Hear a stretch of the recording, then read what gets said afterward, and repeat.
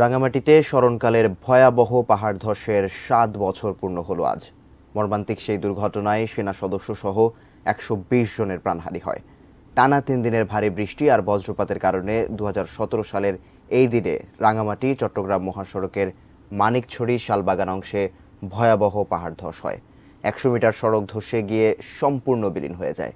ধসে পড়া মাটি অপসারণ করতে গিয়ে আবারও পাহাড় ধসের কবলে পড়ে নিহত হন মানিকছড়ি ক্যাম্পের ২ কর্মকর্তা সহ ৫ সেনা সদস্য। এছাড়া একই দিনে মাটি চাপা পড়ে মৃত্যু হয় শিশুসহ আরও ১১৫ জনের। ৯ দিন সারা দেশের সঙ্গে রাঙামাটির সড়ক যোগাযোগ বিচ্ছিন্ন থাকে। ভয়াবহ দুর্ঘটনার ৭ বছর পূর্ণ হলেও এখনও অবস্থার পরিবর্তন হয়নি। আজও পাহাড়ের পাদদেশে ঝুঁকিপূর্ণ অবস্থায় বসবাস করছেন স্থানীয়রা।